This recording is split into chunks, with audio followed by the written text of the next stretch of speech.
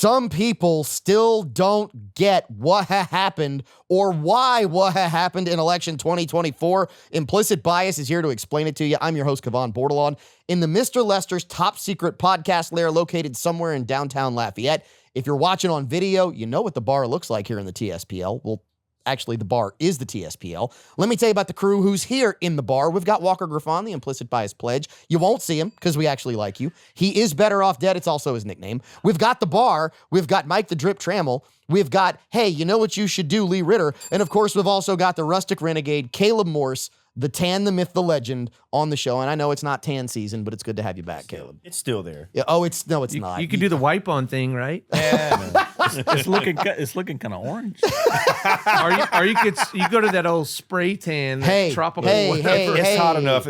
Duck season will get me. Hey, Don't worry. orange is not bad right now. Can I get in right here? Yeah, go ahead. So this is my first video that we've done at the, Yeah. at the new TSPL. Yeah, it is. So used to, we'd sit around a round table. It was all radio. There was nobody on camera. So when I walked in today,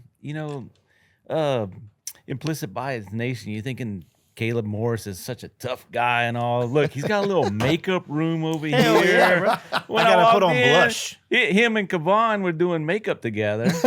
And then I'm like, what did I walk in? And so I walked down to the next room, and Ritter is like the Dos Equis guy. He's smoothing out You his keep going. beard. You keep going. There's a big guy in the corner that's going to take you outside. And it's See, not the pledge. I was putting on makeup, and Kevon was helping me with a wardrobe malfunction. He had a tuck in. He had a push and tuck. Oh yeah, Caleb, here's the deal. I can't deal with that third nipple on camera. I'm just saying.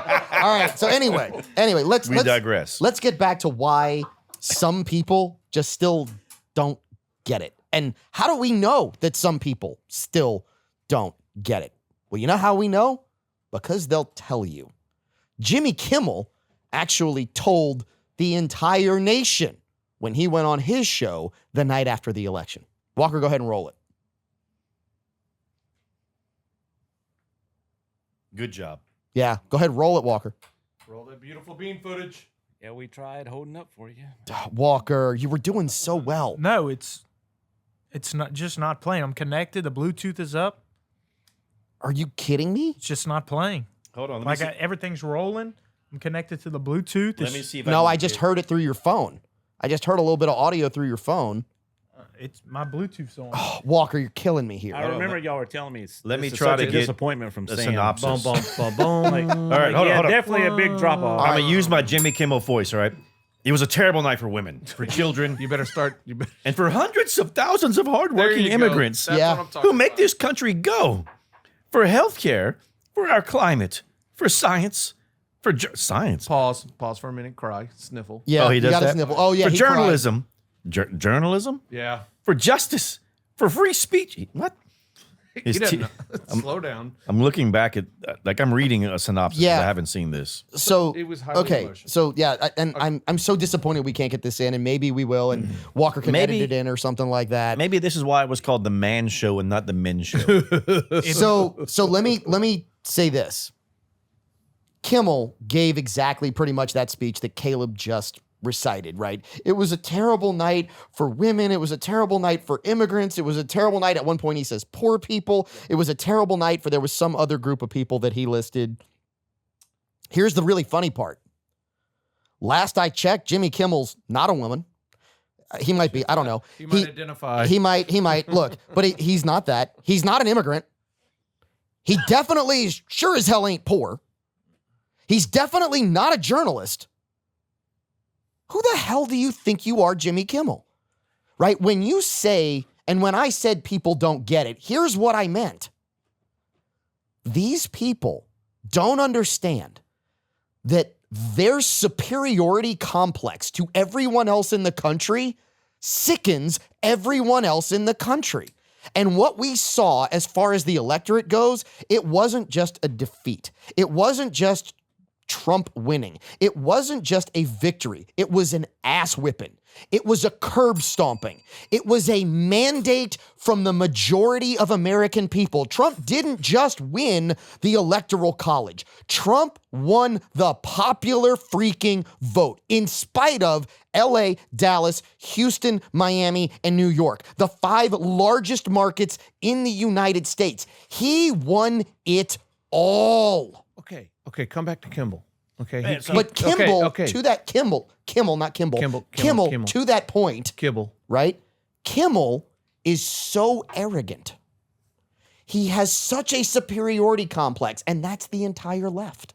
That is leftists at their core. They know what's better for you. They know so much that at one point, Kimmel even said, it's a bad night for the people who voted for Trump, but they don't know it. And that's a direct quote. Okay, so his speechwriter, or whatever you call that diatribe he gave, was about as good as Harris's was, which I give it to like a. No, Harris just Hold copied up, Clinton's. yeah, I saw that. concession I know, speech. but Yeah. but her entire campaign, I felt, was like run by like a 6th grade, SGA council, student yeah. council group that's like, hey, you know what I heard works great?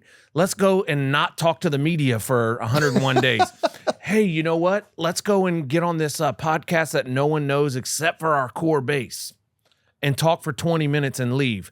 Let's go to the enemy's territory. Let's go to Fox News, answer 3 to 4 questions, laugh a couple times, and then be ushered off. Even worse. And that campaign did not go to enemy territory, did not go to the other side and try to persuade a soul to come over and listen to them. And the bass and the drumbeat of the Republican right, of the core of coming back to normalcy, is what we see, was just hammer, hammer, hammer, hammer. And let me go talk to alternative media. Let me get and just have a conversation for 3 hours. Let me go talk to the people. Let me see 40,000 people wait for me and not be busted in and be double checked by cell phone data.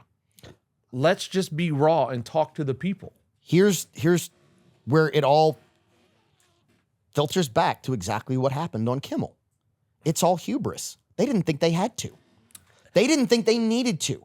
They thought their idea of a campaign was a popularity contest with Cardi B and Megan Thee Stallion, right? Whoever they are. That's what they thought it was. But they thought it was just, hey, we don't have to do any of this because you're so dumb, you're going to vote for us anyway. And when you don't, we're going to get mad about it. His 90-second apology summed up everything that was wrong with the campaign.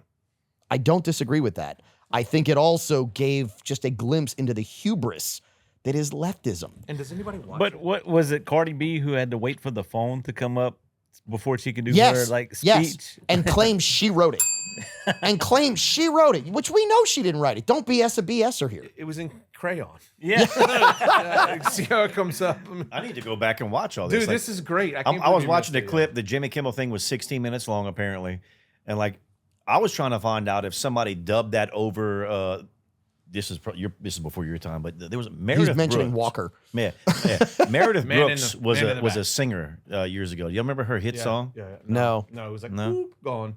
I've heard of that. I mean, I'm sure I've heard it. It but was I'm a blank. Like just- it's a beat. Oh, I know the song you're Yeah. talking about. Yeah. It was- I'm I sure didn't know realize the who she song, was. but- So that should be done for this Jimmy Kimmel thing right here, right? Because I'm a beat. like that's what he is. The whole time he's talking about it, he's crying. Going, and look, whenever elections of the past and everything else, look, at the end of the day, the next day, no matter who wins, no matter what happens, I got to wake up and I got to go to work. I got to provide. I got to do things. I got to take care of my wife, my kids, the family, the business, all that good stuff. Would getting up there and crying do anything for me? No. Years ago, I told a friend of mine, his son, he did something and smashed his hand, and he started crying. And I told him, I said, listen here, buddy, tears have value, right? So the more you cry, the less value your tears have. So make sure that things that you cry over are worth crying over, because every tear you'll shed has value. Ring the damn bell. Ring the damn bell. I was waiting for you to start getting up to speed first. You know, you were like starting slow, and I'm like, well, I guess he wants it hot, Ring or the what does he bell. want? I mean, no, but it's true because Caleb, and I think that's so relevant today for this reason. If you see all these people who are on social media who really cannot deal with just the results of an election, and you don't feel something for them, you don't feel sorry for them, feel some pity for them in some way, shape, or form, you're not human. Let's be honest. If you look at them and all you do is laugh, you probably have an issue. But the question isn't, are you only laughing or are you feeling for them as well? The question is, are these people learning anything from their tears? Is this an instructional moment? Is this a teaching moment to show people, hey, we still love you. We know you're crazy. We still love you because guess what? I'm crazy in my own way and that's fine. But the point is, you can't be that crazy and expect the world to revolve around you. But do politics drive your everyday being? No. I got so many other things going on. I got a wife. I've got kids. I've got to figure out what's going on with my business. I've got my employees I care about and their feelings and making sure everything is fine and good. Like, I mean, you know, you've got several businesses. Like, I'm glad the election's over. I can move on. What this man does and what happens is great. I'm going to take note. I've got local representatives and friends and that sort of stuff. Like, I can go to them and be like, hey, we need to check this. This is not good. But I'm not crying in the corner. I didn't cry 4 years ago. I didn't cry 8 years ago. I didn't cry 12 years ago when the man that was elected wasn't my guy. Well, I did, man. What are we going to do? We got to go to break. Wrap, we got to go to break. On, and I'm going to give this before we go to break and come back. No, right? When you say, do you cry, all this stuff, do I care about politics that much? Does my life revolve around politics? No. But here's the difference. The reason why politics doesn't upset you and doesn't upset me and doesn't upset people who listen to Implicit Bias is because we care about politics, but our lives revolve around principles. And it's different than revolving around politics. And that makes all the difference in your entire world. Stick around because we still got the penultimate segment of Implicit Bias coming your way.